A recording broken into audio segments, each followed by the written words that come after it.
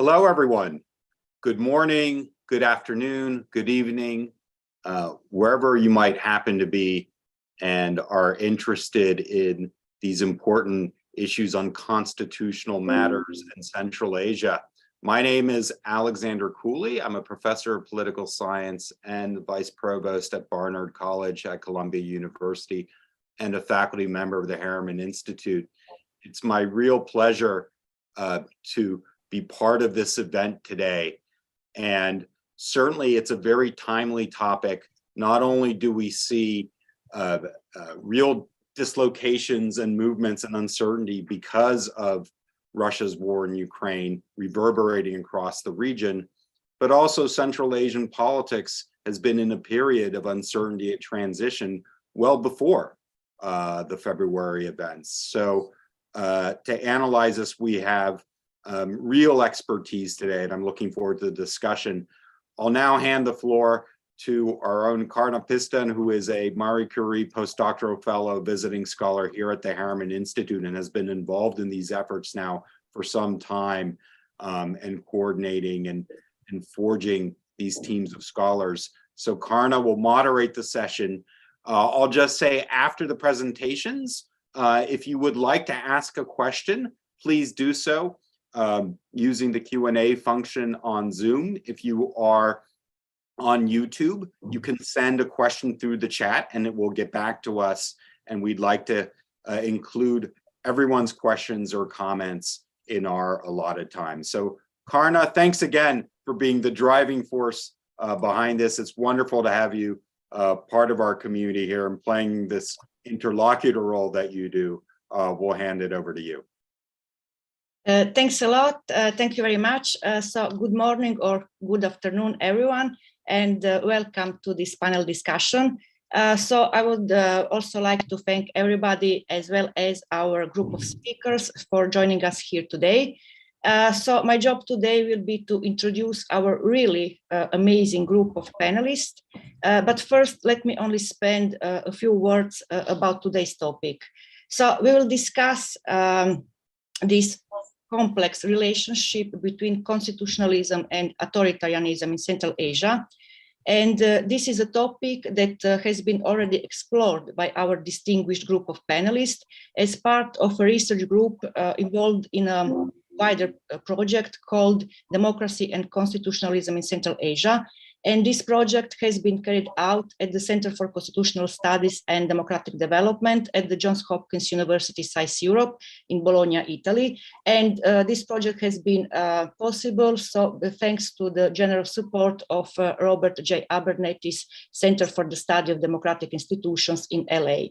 So the aim of today's panel is to discuss through selection of specific topics the way in which constitutionalism, even if traditionally associated with democracy building and democratic consolidation, can be manipulated to serve authoritarian state building. So the specific topics the panel will explore include the role of constitutions, the role of constitutional justice, and political pluralism in Central Asian political regimes. So I think that the topic is very important. It is not important only for academics, but also for policymakers, because it provides some useful insights into the logic of the functioning of contemporary non-democratic regimes. So I will give a very brief introduction of our speakers, but if you are looking for more details, bios will be made available in the chat section. So our first speaker is Justin Frosini, who is an associate professor of comparative public law at Bocconi University in Milan, Italy. He is also an adjunct professor of constitutional law at SAIS Europe and director of the Center for Constitutional Studies and Democratic Development in Bologna. So Justin will discuss today the concept of constitutionalism with adjectives and will explore also the applicability of this concept to Central Asia. And I think that this topic would be very helpful in setting the stage for discussions that we will have later. So Justin, the floor is yours. Okay, Carna, thank you very much. And thank you to the Harriman Institute for this this invitation, and to Alexander Cooley. And it's great to see all these friends on the panel this afternoon here in Bologna, obviously this morning in New York and elsewhere. So as Carna was underlining, I'm going to sort of try to set the scene. I'm not, and I want to underline this, I'm not an expert specifically of Central Asia. I'm a comparative constitutionalist. But what I would like to do is to bring up a topic which our research group that Carna mentioned has been dealing with for some years, i.e. the concept of constitutionalism with adjectives, and trying to understand whether this concept can be applied to Central Asia and to the countries of that region. Now, first and foremost, and very quickly, but I think this is important because these are going to be inevitably the talking points of this panel. We need to understand what we're talking about when we talk about democracy and constitutionalism. First and foremost, we all know that democracy has been long recognized as the only moral and legitimate way, or question mark, is that still the case, through which a society can be administered. It represents the only political regime which ensures political competition, participation, and civil liberties. If I can just say something, I think there's a little bit of interference in the audio. There may be someone that has their microphones on. Sorry, because I can hear a bit of a background noise. Constitutionalism, as you all know, is linked up to the idea of limited government through legal means. It establishes long-term principles such as rule of law, separation of powers, and system of checks and balances. These constitutional principles, obviously, should be difficult to change, thus forming an obstacle to future undemocratic practices. Now, as we all know, while democracy allows the alternation of power by changing governments' majorities, constitutionalism should, and I keep using this, define the limits within which such majority can actually exercise power. So the Constitution and constitution making, so if we could consider the Constitution as a set of legal rules and principles defining the limits of majority decisions, it's obvious that the Constitution represents a key requirement of institutionalizing democracy. Two important political scientists, Juan Linz and Alfred Stepan, indicate constitutionalism as the basic criterion of democratic consolidation. So, for these reasons, it's obvious that constitution making lies at the heart of democracy building. Or again, is it so obvious? It represents a rare moment in the history of a country when the nature of the future state is discussed and key constitutional principles defined. And it also has the potential of ensuring that the respect for and the protection of human rights that are enshrined in that new constitution. However, while from an ideal perspective, constitutionalism should guide and protect democracy on the road of its consolidation, in actual fact, past and recent experiences, and here is where I'm throwing it over to the other panelists who are experts of Central Asia, whether this can be applied to that region, this has not always been the case. Constitutional principles and mechanisms traditionally established to protect democracy can actually be relatively easy to be manipulated from a political point of view. In other words, when this occurs, constitutionalism actually has the potential to become a useful tool for undermining democracy and building non-democratic regimes. Now, we're all very familiar with the term third wave of democratization of Huntington, and we all know about the global democratic upheaval that was hailed with a great deal of euphoria, probably among some of the older members of the panel and people that are listening to us today. There were probably a few that were overtaken by this euphoria. Remember Freedom House in 1999 labeled the 20th century as the democratic century. We're all familiar with Francis Fukuyama's talking about the end of history after the fall of communism in Central and Eastern Europe. He then went on to correct himself a few years later. And of course, there was an initial belief in the rapid democratization of several areas of the globe, but that has in actual fact not been realized. Because if we look at it very carefully, we've seen that there has been a lot of undemocratic underthrow. And that means that rather than turning authoritarianism into democracy, in actual fact, there are a growing number of countries, and again, I throw out the question, ask the countries of Central Asia in this category, that are neither dictatorial nor clearly headed towards democracy. They're in a kind of gray zone. And of course, when you have a gray zone, those of us that carry out forms of classification and comparative constitutional law, we do this sometimes. I think we probably exaggerate with these forms of classification.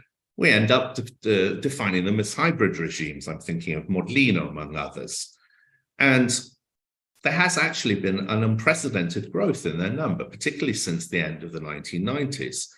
And this has led political scientists, for example, to conceptualize a variety of subcategories of hybrid regimes, positioning them in a spectrum between full democracy and full authoritarianism. And that trend, as I'm sure all of you know, is called democracy or sometimes authoritarianism with adjectives. I'm just going to mention a couple of labels. I don't want to start a long list. Electoral democracy, pseudo-democracy, and one of the examples that we talk about the most, illiberal democracy. Illiberal democracy was, I think, very well defined by Fareed Zakaria in 1997 as democratically elected regimes, often ones that have been re-elected or reaffirmed through referenda, are routinely ignoring constitutional limits on their power and depriving their citizens of basic rights and freedoms. So we could elaborate on this definition, but I know we're short of time, so we can maybe come back and discuss this in a little bit more detail. So at this point, while political scientists have been engaged in conceptualizing hybrid regimes, what have comparative constitutional law scholars been doing? Well, they've started to explore the role of constitutionalism in both hybrid regimes and modern authoritarian regimes.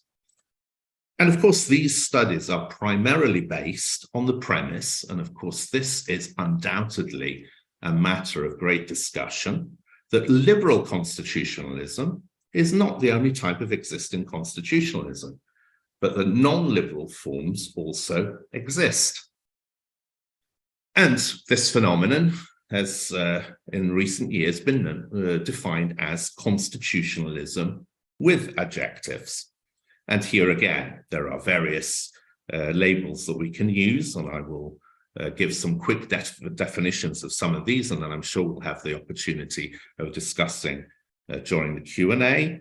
These include abusive constitutionalism, in particular in the works of David Landau and Rosalind Dixon, authoritarian constitutionalism, I'm thinking in particular of Mark Tushnet, illiberal constitutionalism, sham constitutionalism, pseudo-constitutionalism or pseudo-constitutionalism, just depending on pronunciation, and then a much discussed issue, populist constitutionalism.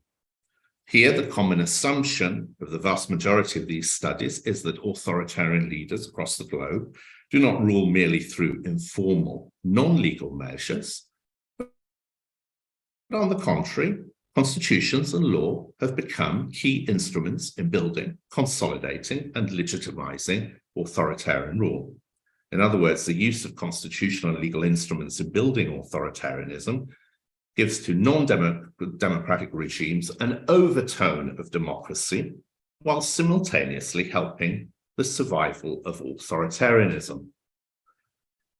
Let's look at the example of abusive constitutionalism, citing from David Landau, 2013. Landau says the use of the mechanisms of constitutional change, constitutional amendment or constitutional replacement to undermine democracy. And indeed, he goes on to say, while traditional methods of democratic overthrow, such as military coups, have been on the decline for decades, the use of constitutional tools to create authoritarian and semi-authoritarian regimes is increasingly prevalent. Powerful incumbent presidents and parties can engineer constitutional change so as to make themselves very difficult to dislodge, and so as to diffuse institutions such as courts that are intended to check their exercise of power. Authoritarian constitutionalism, this is a concept that has been developed in particular by the Harvard constitutionalist Mark Tushnet, concentrating a lot on a case study that he did on Singapore. Tushnet pluralizes the concept of constitutionalism, claiming that it has a wider spectrum. And on this spectrum, he talks about liberal constitutionalism on one hand and authoritarian constitutionalism on the other. The idea of an authoritarian constitutionalism resembles a system of government that combines reasonably fair and free elections with a moderate degree of repressive control of expression and limits on personal freedom. And then we come to our much used and maybe abused concept of a liberal constitutionalism. And this, of course, as you all know, is a label that is in particular used to describe the so-called democratic backsliding of Hungary and Poland. In the case of Hungary, of course, Orban had no problem in defining himself, Hungary, as an illiberal democracy, which I think in itself is particularly interesting. Timea Trinowski, in one of the publications resulting from our research group, talks about a constitutional system of a particular state in the process of democratic decay or backsliding from liberal constitutionalism, i.e. constitutional democracy towards an authoritarian regime. In a liberal constitutionalism, each element of constitutional democracy, such as a written constitution, constitutional review, the rule of law, democracy, and human rights, is observable. They exist de jure, but none of the elements prevail in their entirety. Again, question that I put to all of us is, what is the situation in the countries of Central Asia?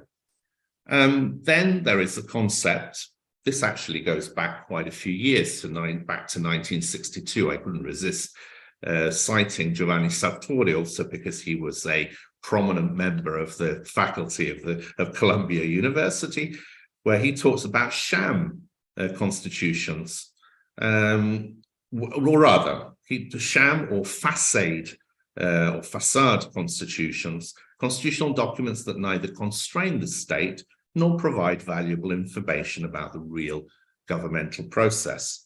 In particular, back in '62, Sartori said, a facade constitution can declare aspirational principles and adopt power structures for government, but such provisions and principles are ineffective and potentially delegitimized because they are not followed in practice. And I think this in itself is quite interesting with regard to the whole concept of aspirational provisions contained in constitutions.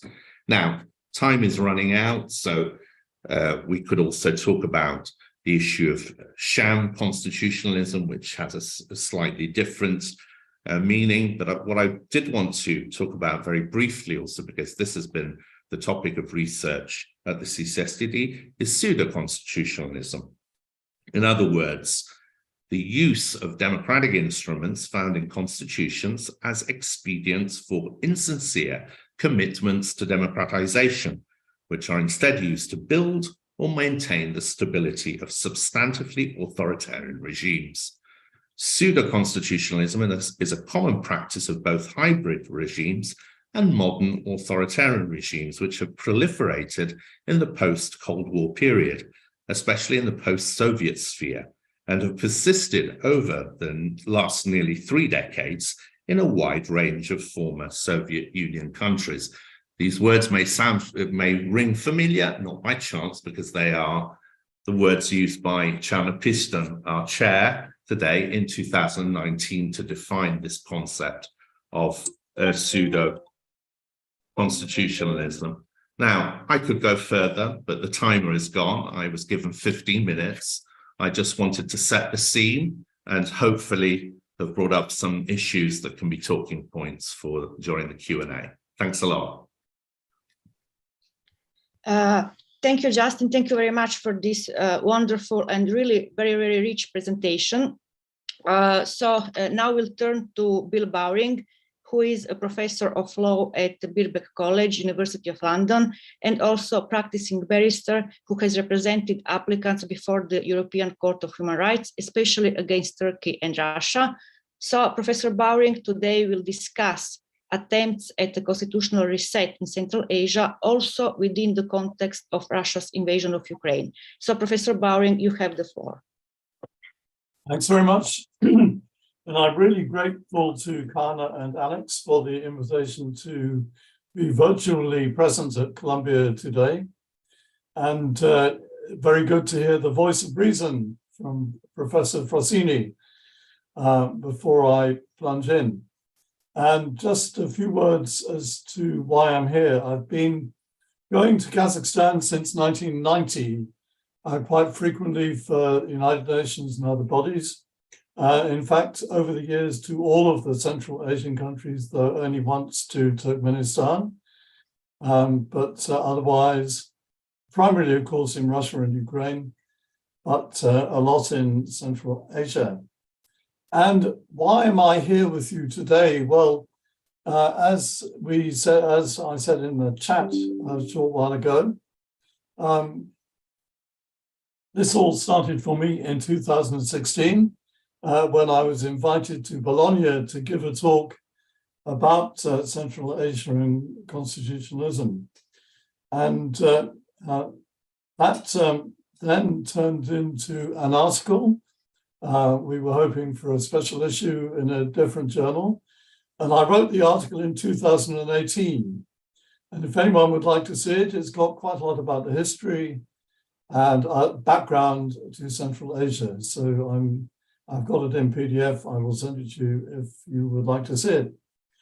It turned into a publication belatedly in 2020 in the Italian journal Corsi Costituzionali, issues 1, 2, 3. So that's where it's published. But it was by then talking about things a few years before. In that article, I focused on Kazakhstan and Kyrgyzstan for the following reason, that both of them were implementing copies of Russian repressive legislation, and in particular in relation to foreign agents, in particular in relation to homosexuals.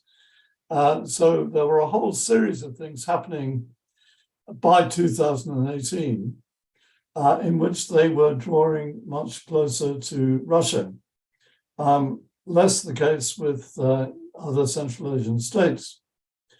And the background to my article was the Eurasian Economic Union, or the Union, rather than saying EAEU, which is a tongue twister. So when I say union, that is the one I'm referring to. And in particular to what has happened since. Actually, my theme is that since February of last year, when Mr. Putin, having blamed in his speech of the 21st of February everything on Lenin for having created a fake country, namely Ukraine, with his theory of self-determination. Lenin is the absolute bugbear for Putin. He hardly mentioned NATO. Really, Putin, I state immediately, is an imperialist. And what he wants to do is to reinstate the Russian Empire to the extent that he can. But in any event, where we have to start, I think, briefly, is with the CIS, with the collapse of the Soviet Union in 1991 and the creation of the Confederation of Independent States. And what I've been doing this afternoon is just checking the websites And the CIS is still alive and kicking in a way. It's active in its website. It's still a source of legislative activity across the region. And I think that's where it has, in the past, played a role in Kazakhstan and Kyrgyzstan in particular. So on the 7th of February 2023 was the latest news from the CIS, and the fact that there's a meeting of the Permanent Commission of the Inter-Parliamentary Assembly of the CIS. On the website, it says that Ukraine is still a member. So this is actually a prime example of Russia seeking to say, well, nothing has changed. Everything is as usual, even though Ukraine definitively left the CIS in 2018. And of course, there were all sorts of treaty obligations impacting on Ukraine's own constitution. But it is no longer there. Now we come on to the Union. And this was a proposal in 1994 by Mr. Nazarbayev, who may or may not be the eminence grise still in Kazakhstan. And this was if you like, after the collapse of the Soviet Union, Russia's attempt, first of all, of course, to model NATO, and I will come back to the CSTO in a couple of minutes, but in particular to model the European Union. And so the union about which I'm talking started with a customs union in 2006 with Russia, Belarus, and Kazakhstan, came into force in January 2010. Then the treaty on the union, signed in May 2014, into force in 2015. And this is still very much alive and kicking on, certainly as far as the internet is concerned. So on the 2nd to the 3rd of February this year, so we're talking about a couple of days ago, we had the Intergovernmental Council of the Union with Russia, Armenia, Belarus, Kazakhstan, and Kyrgyzstan. So I was quite right to focus on Kazakhstan and Kyrgyzstan back in 2018. And observers, Uzbekistan, who were there live, so they actually came along. Uzbekistan has never been a kind of full-throated supporter of the Union, more active in it. The other observer was Cuba.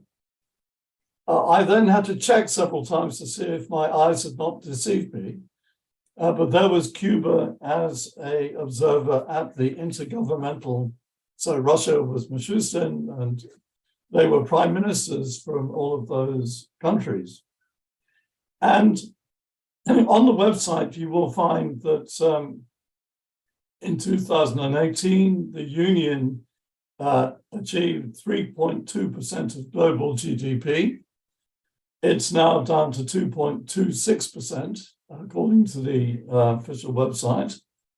And very clear that Tajikistan and Turkmenistan are not members.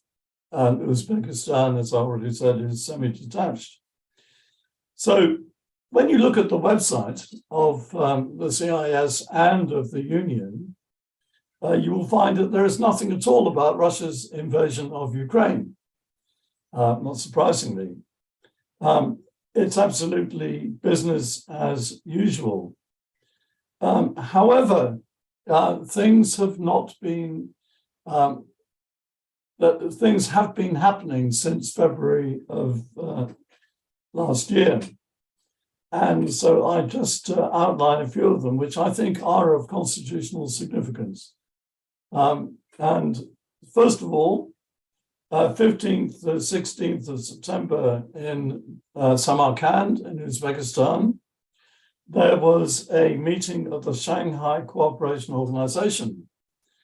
because one of the key questions is, are the Central Asian states in particular, Kazakhstan and Kyrgyzstan, going to reorient to China?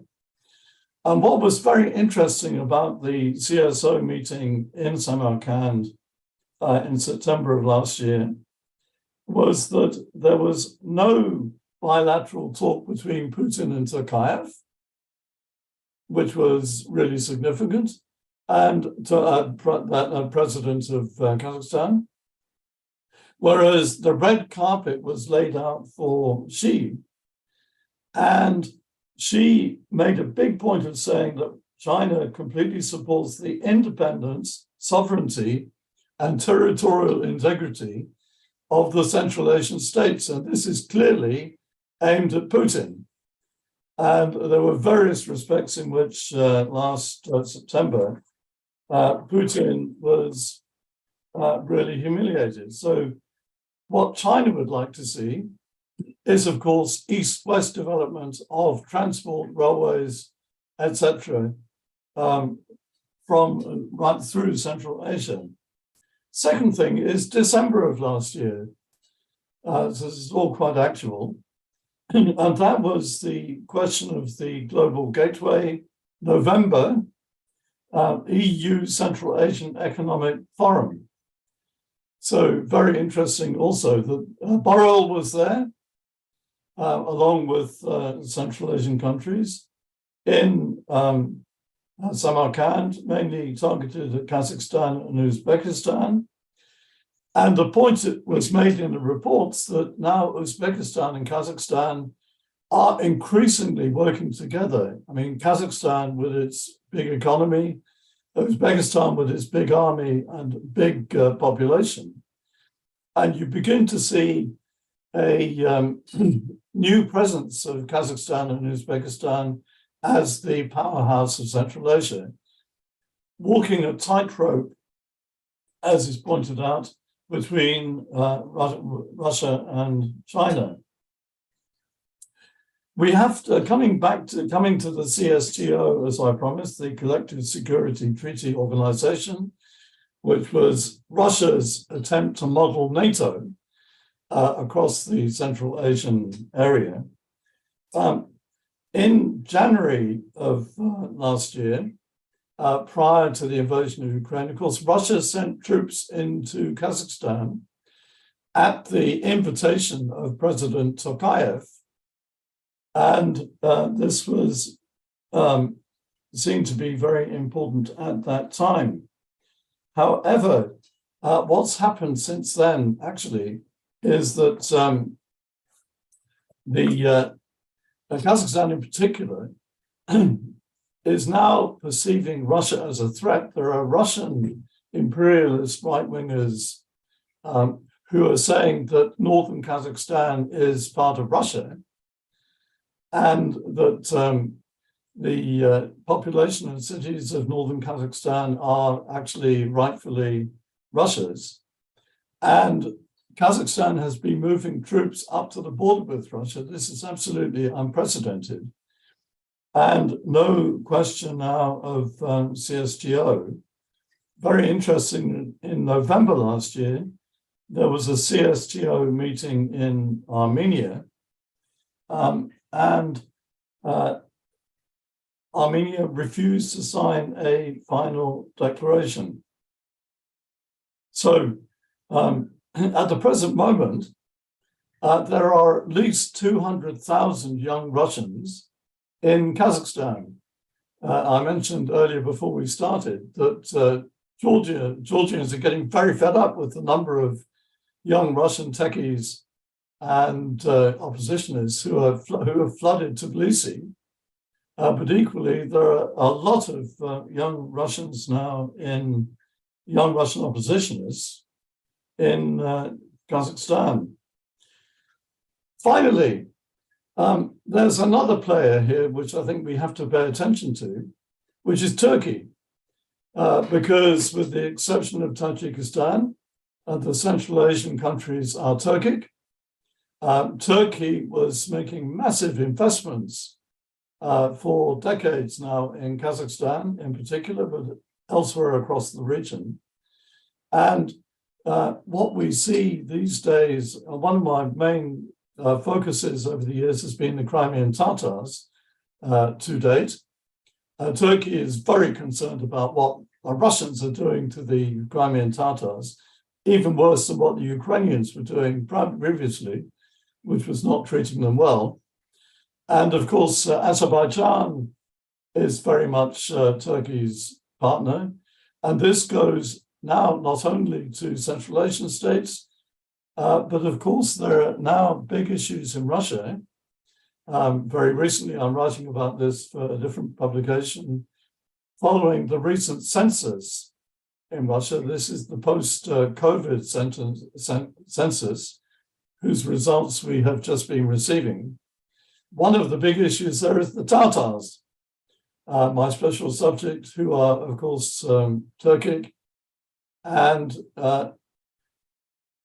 therefore, I think for the future of constitutionalism in Central Asia, we look at a very different relationship with Russia, a developing relationship with China, but they feel across Central Asia very uneasy about China. They look at China's record in Africa, for example, and increasingly Turkey. So that's a mixture of law and geopolitics. I am speaking from the country, of course, where in 2019, Lord Sumption, who is the opposite of a liberal, on television, condemned Boris Johnson for taking a hammer and sickle to the British Constitution. And things have got worse. So I'm afraid that I'm probably speaking from a country with a sham constitution, according to Justin's way of describing things. But thank you very much for your attention. I will send you the article if you like, and I'm looking forward to the remainder of the discussion and any questions. So thank you very much for this fascinating and also really very rich presentation. So now we'll turn to Armen Mazmanyan, who holds a PhD in law from the European University Institute in Florence, Italy, and he teaches at the American University of Armenia. So his research focuses on constitutionalism and democratic development from a comparative perspective. And today, Armen will discuss the role of constitutional courts in Central Asian politics. So Armen, you have the floor. Thank you very much, Carna. Thank you very much also for extending this invitation to me to participate in this amazing panel. Thank you, Professor Cooley. Thank you to the Harriman Institute. Actually, I remember the Harriman Institute was the place where I would spend more time. Actually, would escape from the law school in Columbia University when I was based there 10 years ago as a visiting scholar. And I really believe Harriman Institute has the best expertise in the post-Soviet world. And obviously, Columbia is the best university in the world. I'm very excited to speak today at this panel. And since the topic is on constitutionalism, I thought I may probably add some value to the discussion if I try to elaborate a little bit on some bodies which were created in Central Asia, but which also elsewhere kind of symbolize constitutionalism and are the primary safeguards for constitutionalism elsewhere in the world. And this is about constitutional courts, which the 4 Central Asian countries had created, and only Turkmenistan being the only country which didn't create the constitutional court. But Turkmenistan, as we know, is otherwise one of the countries which deviated quite significantly from the institutional choices, which were more or less the same all over the region. So indeed, all Central Asian countries have, for some, paradoxically created constitutional courts. So throughout their existence, these courts, with a single exception, have been there to simply imitate constitutional democracy, not to protect it. The topic of constitutional court is probably now of relatively high interest for the students of the region, because Kazakhstan recently introduced an apparently fully fledged constitutional court, which is probably not the case in fact, at least judging by its powers. Indeed, starting from 1st of January this year, they have introduced a new body called Constitutional Court, though they had a body called Constitutional Council.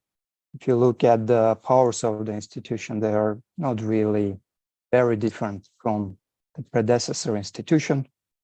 It's still a body with very limited powers, which also only implements ex-ante review, which means they only would invalidate or look at the law which is yet to be signed by the president, not after the law enters into force, which is quite unusual setting, a French type setting, which is quite exceptional in the world of constitutional courts. But indeed, I have come here not to discuss the constitutional court's institutional settings, which probably would be boring in this context of today's discussion, but I'm more prepared to discuss the role of these courts in the region, the role of them in the context of the politics of Central Asian countries. The patterns of behavior of this court in reaction to the political regime and to political regime change. And I found this topic to be more interesting and probably more topical in the light of modern developments. To start with, I should probably suggest that the patterns of behavior of constitutional courts and the degree of their independence are very sensitive to the levels of competitiveness in the given society. And obviously, the more competitive the politics in the country is, the more vibrant constitutional adjudication is to expected to be.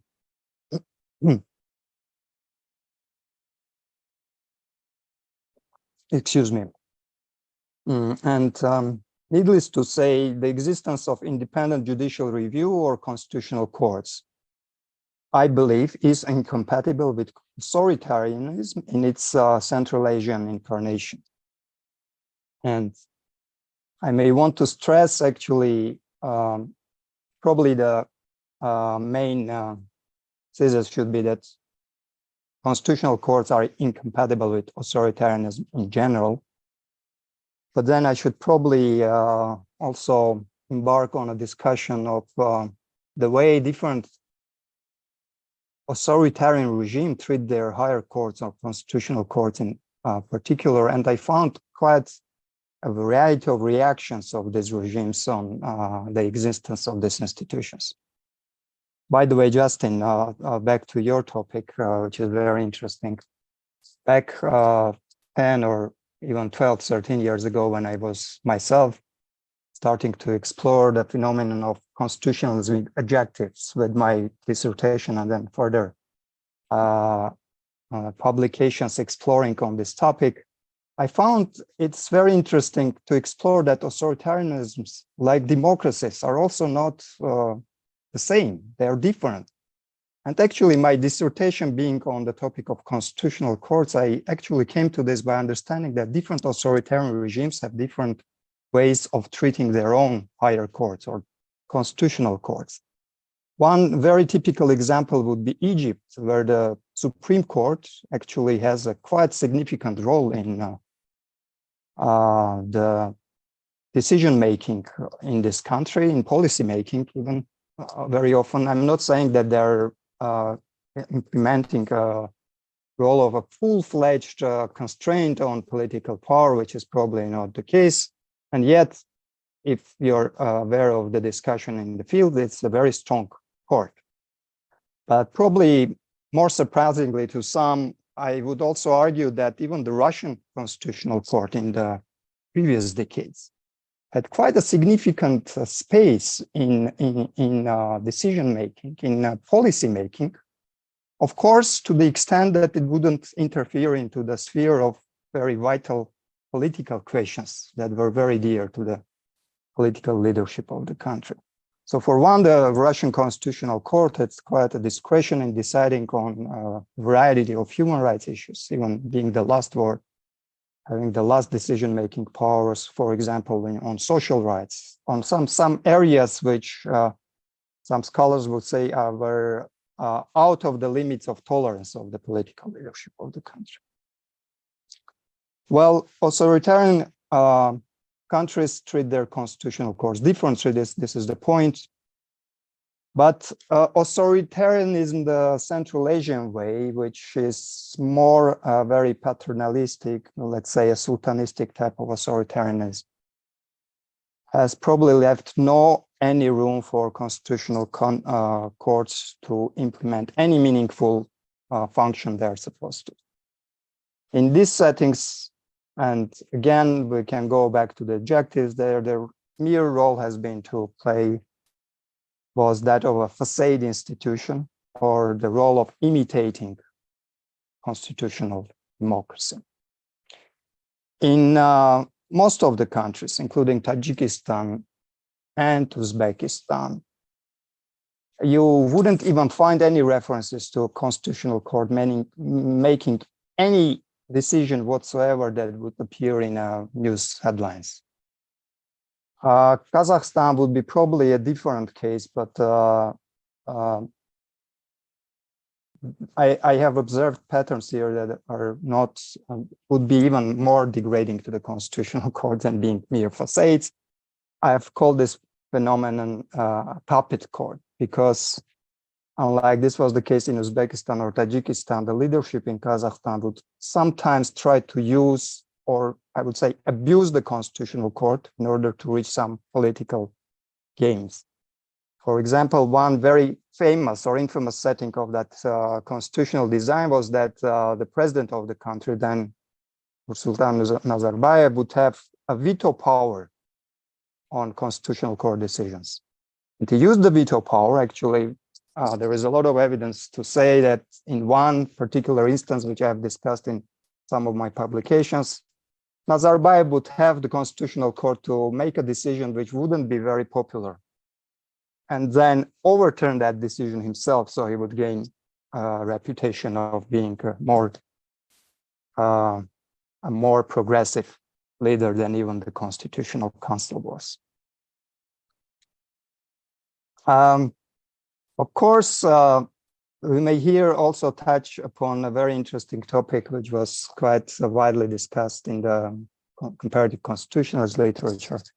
It was about the role or the paradox of the emergence and empowerment of constitutional courts in Central Asian countries. If they were supposed to serve as mere facades, why would they emerge at all, or why would they be empowered? In fact, the comparative constitutionalist has different theories in this respect, not with respect to Central Asia, but more in a comparative light.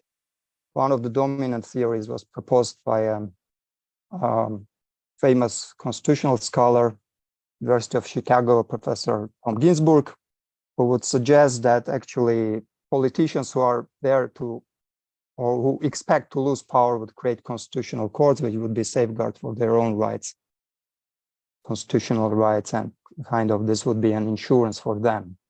Actually, this is one theory which is very popular, very quite persuasive theory, which totally fails in Central Asian settings, because it's exactly in circumstances when probably all Central Asian leaders already understood that they would be willing to remain for life. They created constitutional courts. When this is a question that historians might explore further. My own intuition says that the creation of constitutional courts is probably more owing to, let's say, institutional past dependency, or if I might refer to Michael McFaul, who said, with respect to institutional choices, as Russia goes, so goes the region. Russia introduced the constitutional court, so all the other countries had to introduce constitutional courts. I found this an amazing pattern, not only with respect to constitutional courts, but with respect to all other major constitutional institutions that were created in the Russian periphery. Well, all this said about the behavior or the patterns of constitutional courts within the framework of authoritarian politics, I want to move a little bit further and make it more animated by saying that, in fact, constitutional courts may activate to a certain degree when authoritarianism falls or when it weakens. And this pattern were observed in Kyrgyzstan, which, as we all know, experienced a variety of political regimes in between authoritarianism and democracy in the last 2 decades. Well, how to analyze these patterns? And here the patterns are not that boring, and they're more diverse. In fact, empirical evidence holds that in such situations, judges turn into very strategic and rational actors. And the main theoretical framework I have used in my work to analyze the patterns of court behavior in these regimes relies on, I would say, a classical observation of Robert Dahl about how the US Supreme Court actually has been embedded into the American politics back half a century ago. And if I can refer to a central tenet of that study for the discussion I'm having now, this is what the main logic is behind that is. And it says that except in transitional periods of regime change, high courts, and this applies to our constitutional courts, high courts tend to ally or seek alliance with dominant political power in place. If this is true about the United States, imagine how true this might be about Central Asian constitutional courts, fragile, unsecured bodies, which would obviously seek to ally with the most prospective political power, which is emerging. And this pattern has been clearly observed in Kyrgyzstan, which again experienced very turbulent politics throughout the last 2 decades. To be more precise, my observations showed that wherever the dominant alliance would have been really predicted by the courts, rational actors, as I suggested, constitutional courts would tend to support this power, but their bargaining power would increase and they would also acquire certain latitude, not like in full authoritarian regimes, where they were a mere facade, but here they would acquire certain latitude, certain discretion, of course, within the limits of the incumbent's tolerance, probably not interfering into very vital political issues. This was well illustrated by the Kyrgyz court during the Bakiyev's term after the first revolution they had in mid first decade of the new millennium, actually. As you probably remember, Bakiyev's regime took time to consolidate, and in the first 1 or 2 years, it was quite fragile and the politics were quite fragmented. So the court had quite a latitude of and discretion to maneuver and became a very politicized body. While after Bakiyev's consolidation, it really showed a very strong alliance with the stronger president. And then after this integration of this alliance, or after the fall of Bakiyev himself, the court re-emerged again as a very, very important player and played quite an important role until probably 2020 with the latest political turbulence or revolution, which now brings Kyrgyzstan towards quite different patterns of political developments. Quite interestingly, there is also a pattern observed which is due to most exceptional moments when political uncertainty is at highest. For example, at high days of revolution, this might be observed in Kyrgyzstan, but also Ukraine, elsewhere. Probably I shouldn't go into details of this, but in these situations, the courts acquire unprecedented independence and they may turn into key political actors. And this is because in most cases, including in Central Asia, everywhere, constitutional courts are empowered with instruments for adjudication of political questions, including elections. And by the way, the Kazakh Constitutional Court is empowered primarily to be a judge in elections. And if these courts are not able to calculate the likely winner, their instinct will tell them to decide as close to the letter or the spirit of the law as possible. Because in that case, they can safeguard their survival if they happen to support the wrong party.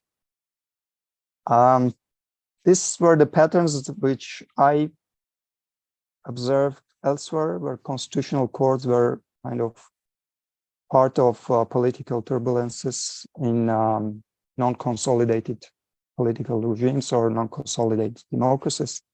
And I think my observations were confirmed by Central Asian politics, especially Kyrgyzstan. And now I understand my time comes to the end. If it is not already finished, just concluding remarks. Here they are. I think Central Asia is now plugged with authoritarianism all over the region. Unfortunately, Kyrgyzstan, in my observation too, is back on the track of authoritarian consolidation. And apparently the constitutional adjudicator is helpless to prevent this. All Central Asian courts are nowadays destined to serve as facades, unfortunately. But I do not want to finish with a pessimistic note.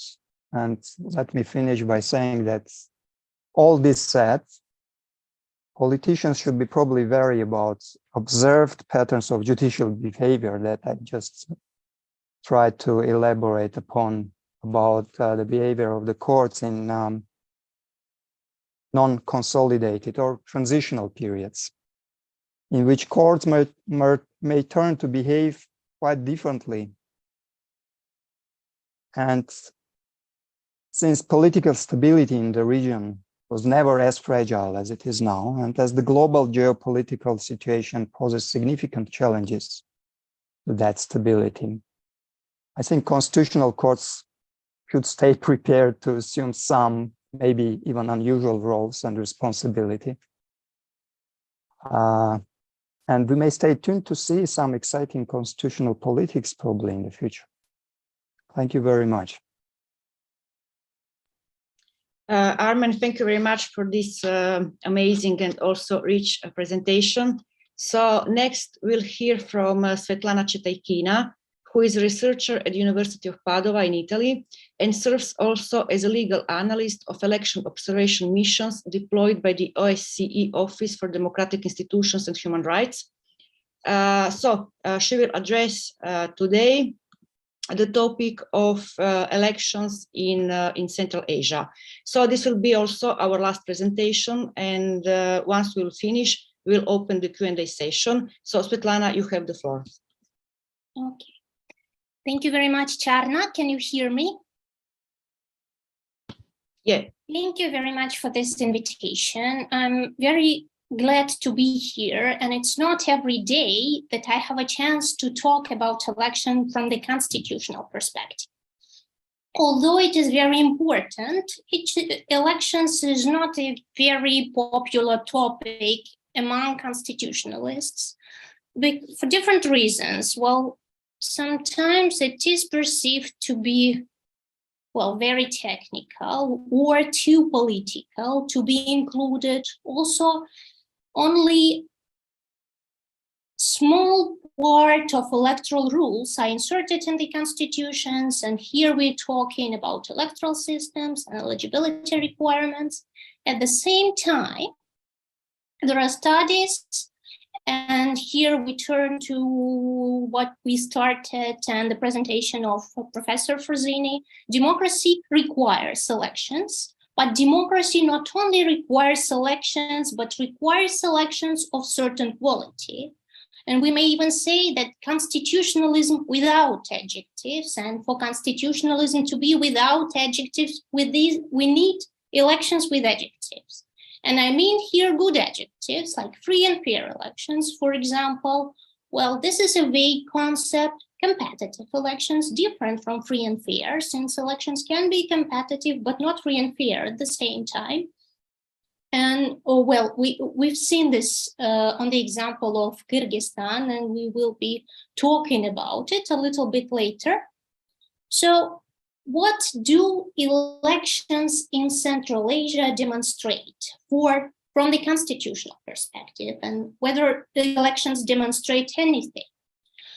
First of all, from the electoral perspective, we must say that the Central Asia shouldn't be seen as a homogeneous region. We are still talking about 5 different countries, 5 different stands, and elections can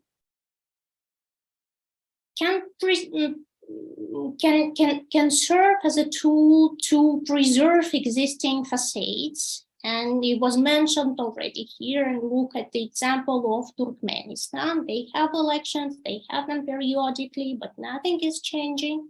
But elections can also prompt constitutional changes, and elections can trigger other elections, another circle of elections.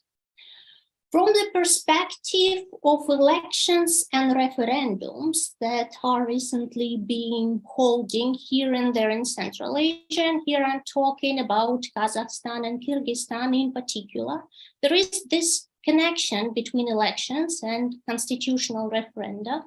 Elections, including the timing of elections and the use of early elections or postponement of elections for constitutional reforms, as Kyrgyzstan demonstrated, may become very indicative, may become very central for constitutional reset. Let me become more practical.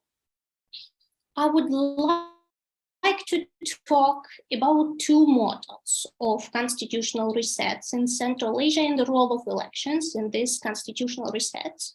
First of all, elections, as I mentioned already, can trigger constitutional resets. And we saw it in Kyrgyzstan several times, including recently, where elections, even unfinished elections, let me show you this table, incomplete regular elections that triggered the revolution can trigger further constitutional resets. So what happened in Kyrgyzstan is in October, there was a time for regular parliamentary elections that were announced that basically failed and didn't happen. So the country remained with a parliament, legitimacy of which was questioned and the mandate of which was expired. This parliament continued to legislate, and instead of having parliamentary elections, the country opted to early presidential election after the revolution. So which shows that there is still this tendency to use elections as a tool to install the leader, to put the president in place, even the new president, before turning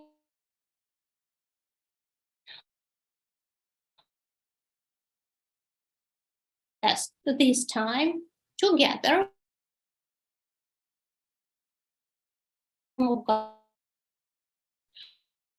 with the expired mandate and referendum of a candidate, followed by the constitutional referendum that president instead of journalism that they had. After this, and more incomplete elections, the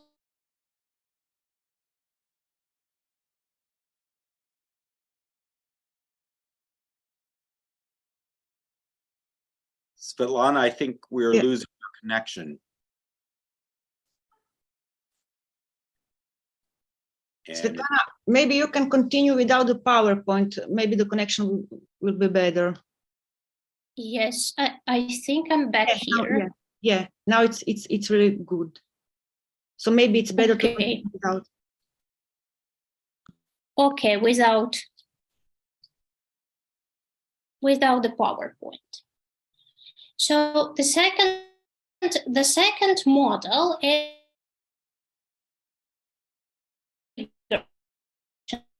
So here we talk about Kazakhstan, and we're talking potentially about Uzbekistan, which is in the process of scheduling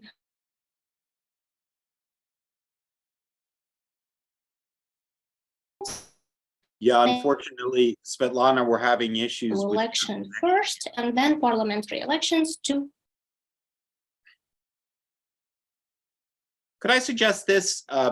Maybe Svetlana, if you could try and log on again and see if you get a clear signal, and we can kick off the discussion, and hopefully you can rejoin us with a better connection, because you're fading in and out and we don't want to lose your valuable insights here. So I would propose that we take a round of discussions, and Svetlana can log back in. One of the, and I would encourage everyone to ask a question who's watching over the Q&A tab in the chat, or also over YouTube. One of the really striking things about all of your presentations is, you know, this different era that we're in. And we've thought about this in a number of different fields, but it strikes me that we haven't really theorized this overtly when it comes to the diffusion of sort of constitutional law. And by this, I mean, in the 1990s, we had a number of technical assistance programs in Central Asia, multilateral and also bilateral in nature. The goal was to try and build institutional capacity, educate Central Asian governments and actors involved in the constitutional process about the importance of these principles.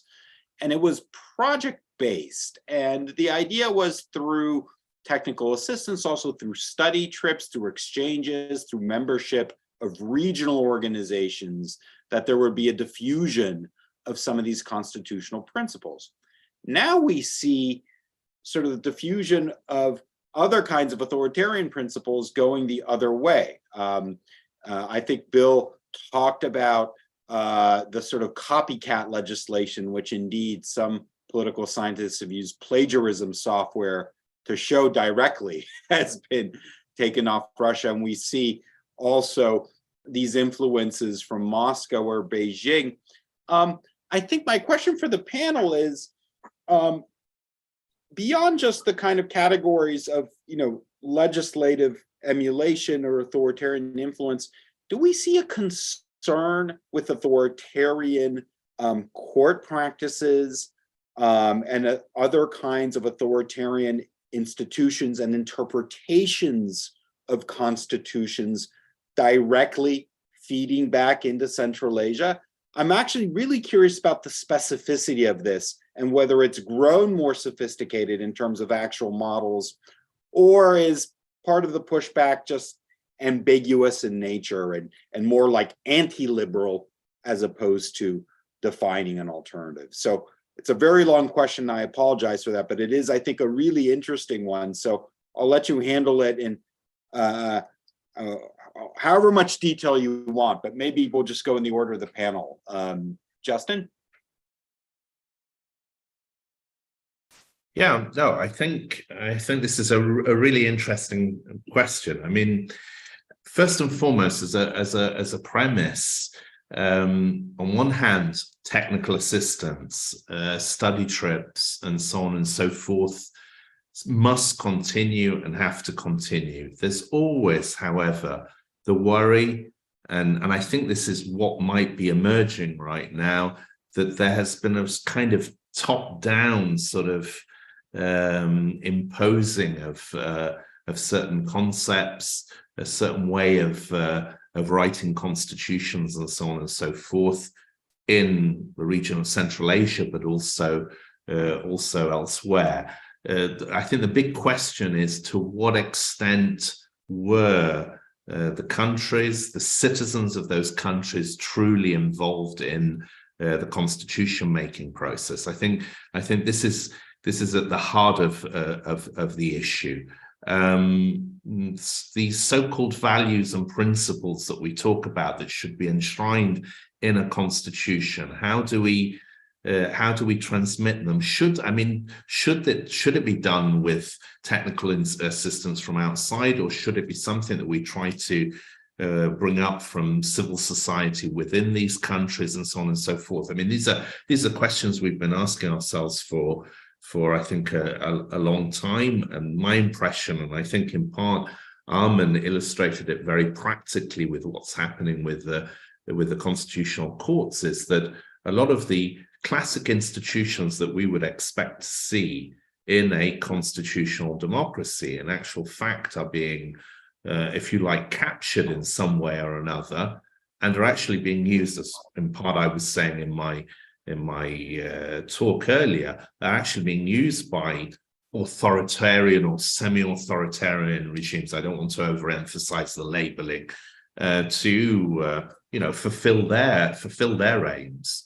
They've become much more sophisticated. Something, again, allow me to quote our chair and my co-author Carna, something we've talked about as being smart authoritarianism, using the law and constitutions to impose an authoritarian regime. And I think some of this copying is beginning to happen elsewhere. There is unfortunately a spread of authoritarian constitutionalism at the moment, rather than the other way around. So yeah, sorry if I was a bit long-winded. No, it's absolutely fascinating. Bill? Yeah, so I'm not still muted, am I? Good. What I want to tell you about briefly is a really interesting judicial phenomenon in Kazakhstan, which may still be going on, but this was the founding of the Astana International Financial Court, of which the Chief Justice was Lord Wolf, Harry Wolf, companion of honor to the Queen. So he was Chief Justice of the Almaty International Finance Court, and another Brit, Christopher Campbell Holt, was Registrar and Chief Executive, and there was an International Arbitration Center. And so this was a court based in Astana with very fancy robes for the British judges, applying common law to judicial problems in Kazakhstan. And I found this absolutely bizarre. And I'm sure that Lord Wolf and the others were getting not only fancy costumes, but decent pay for doing this work. And the question was, what really was the purpose of doing this, except to try and show to the world that Kazakhstan is somehow applying common law, English common law, to commercial disputes. That didn't require a constitutional amendment, but it was certainly something quite strange going on. And actually, I was in Kazakhstan virtually last year, and this was because the Power Human Rights Committee of England and Wales was invited by the embassy to provide training for Kazakh advocates virtually, quite a few sessions on human rights principles applied to the kind of cases that come before the courts in Kazakhstan. Since we know about the background and some of the things going on in Kazakhstan, again, it's very interesting, I think, that these regimes, and this regime in particular in Kazakhstan, is spending actually quite a lot of money on importing English common law in this slightly bizarre manner, and having the English barristers training their advocates in human rights. Yeah, it's absolutely fascinating. It's almost setting up an arbitration court as a matter of international prestige and status. Had you heard of it? Yes, yeah. Oh, yeah. right, okay. I think this is a wonderful research topic, by the way. If anyone can get any insider info and accounts of it. I know these are confidential institutions, but I was really surprised that people like Lord Wolf were happy to go along with it, because I don't think it did his reputation any good. Yeah. Yes, those are matters of questionable judgment sometimes. Armen, do you have some thoughts on authoritarian diffusion and specific mechanisms here? Yeah, thank you very much, Alex. Actually, I find it a very interesting and important question about this technical assistance programs, etc. Usually I am a critic. I like criticizing this technical assistance programs elsewhere.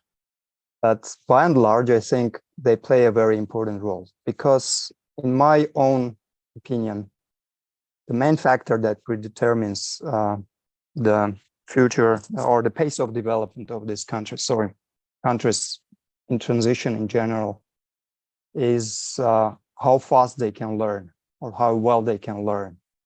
It's about basically education, learning. And I can bring more specific examples from the region to make it more illustrative. I mean, I have been visiting Kazakhstan, for example, for the last 10 years at least on different programs for election observation, for example. And let me tell you that compared to 10 years ago, I can really feel how Kazakhstan policymaking in the country has developed.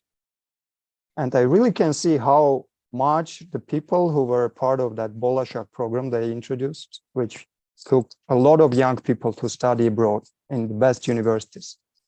When I was a visiting professor at Duke, I mean, we had several Kazakh students there in that one small school, basically.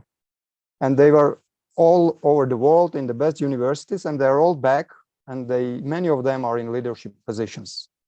When 10 years ago, I would meet high-profile,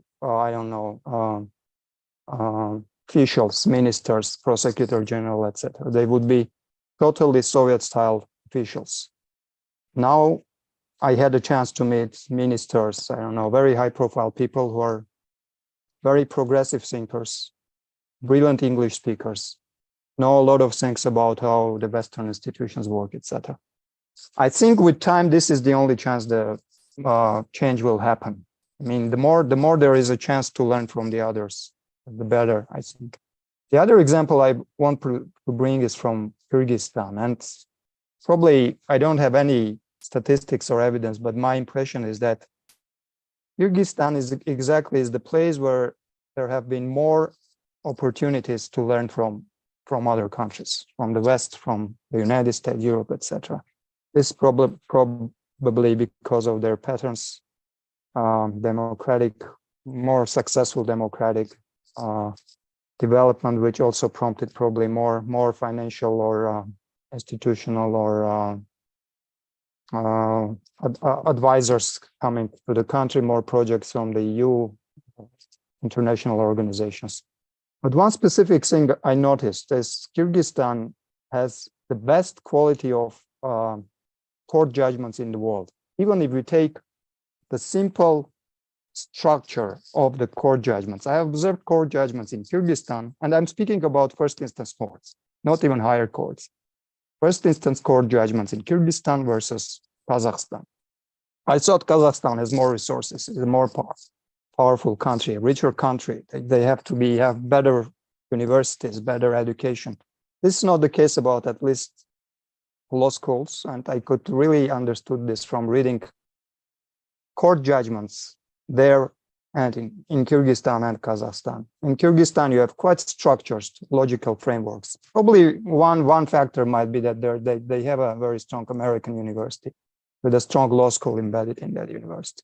And for a country with a small population, comparatively smaller population than Kyrgyzstan, this might have be a factor. And in Kazakhstan, really, I'm reading the court judgments. You cannot make sense of it. No structure, no logic, nothing.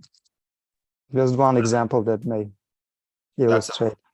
That's a fascinating insight and good to know about Kyrgyzstan. I do want to get to the question that we have from one of our audience members, from Hannah Gasang, and she asks, I was wondering if the panel could expand on the differences between, quote, facade constitutionalism, unquote, and pseudo-constitutionalism, maybe giving concrete examples of indicators that point towards them.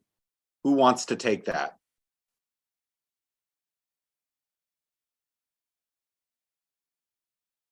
Armen? Probably Justin first, because he actually introduced the concept and adjectives. If you go ahead, I can come up with some examples. Yes, exactly. Go ahead, Justin. Yeah, sorry. Exactly. I think we could play this in tandem, Armen, because I think the indicators, probably you can give some more specific examples, but the two concepts. Facade is actually, as I was saying, something that Sartori came up with back in 1962. And here I think Sartori was in part looking at some of the constitutions that we'd seen during the second wave of democratization. And there was a lot of discussion in countries like Italy, West Germany, as it was at the time, and then even during the third wave of countries like Spain and so on and so forth, about the difference between aspirational provisions and prescriptive provisions. In other words, were they both legally binding? And this has always been a discussion. Now, Sartori takes this a step further and fundamentally says, if we have a constitution full of aspirations, full of what can also be called programmatic provisions, but all things that still have to be concretely realized. Now, either you are able to do that pretty quickly, otherwise you're in the presence of a constitution that is merely a facade. And that is kind of a classic sort of definition. Pseudo-constitutionalism is not on the contrary, but it's a kind of, the difference is you take on and you create the classic institutions that we're used to, constitutional courts, electoral commissions, which Svetlana would have been mentioning in her talk, and so on and so forth. But you use them in such a way as to reinforce the government in power. And it's, as I say, a very smart way of using constitutional instruments. So an example, I can't remember now which Central Asian country it was, but I seem to vaguely remember a president who had an issue with Parliament with regard to a piece of legislation that had been approved by Parliament. And he used the presidential power to lodge a claim in front of the Constitutional Court, which of course was full of judges that were close to the president, to have that law struck down.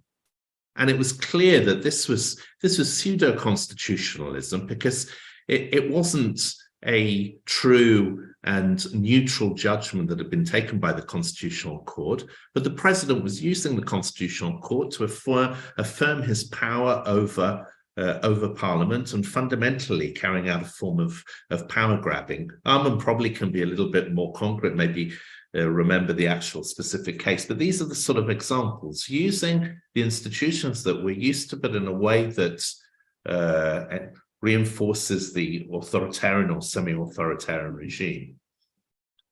Armen, maybe you can take a minute on that before we have to close. Thank you a lot. Very, very, very shortly, I'll try. Probably I would recommend an article by Professor Richard Sackville at the University of Kent, who elaborated on this in the context of Russian politics. Very illustrative. One thing that I can cite from him is very amazing. He said, and he wrote 10 years ago, that in the last 20 years, Russia made a journey from sham to pseudo-constitutionalism. And if I can illustrate this on the example of Central Asian constitutional courts, for example, Justin rightly refers to a case in Kazakhstan. Actually, in a more down-to-the-earth understanding of these two concepts, the Tajik Constitutional Court or the Uzbek Constitutional Court would be an example of a purely facade institution. They are never activated. They have judges who simply go to work and come back. They never really actively involved in anything. The Kazakh Constitutional Court is probably more an example of a pseudo. At least the politicians try to abuse them to create an impression that this court does something. For example, the first thing the new Constitutional Court did it abolished the law on the first president, the privileges of the first president, Nazarbayev. Everyone understands that the current incumbent power was determined to eliminate these privileges. But it was done through the Constitutional Court to create an illusion of an active pseudo-constitutional adjudicator, which I bet would never decide against the incumbent power. This is where you would understand if there is a genuine Constitutional Court or not. Of course, they would decide against the outgoing or already the president who already left power. It's easy, but they would never decide against the incumbent power. That's absolutely fascinating in terms of the details and the comparative observations there. So unfortunately, Svetlana is having connection issues, and so we apologize to her and we apologize to the audience for not being able to finish her fascinating talk and observations. We hope we can have her back, as we can have all of you back at some point. I've learned a tremendous amount in this session, and thanks to all of you. This is such an important and vibrant research agenda. I think it's one that spans a number of different, frankly, fields, as well as topics. So we'll study it with great interest. Carna, would you like to say a few words before we close?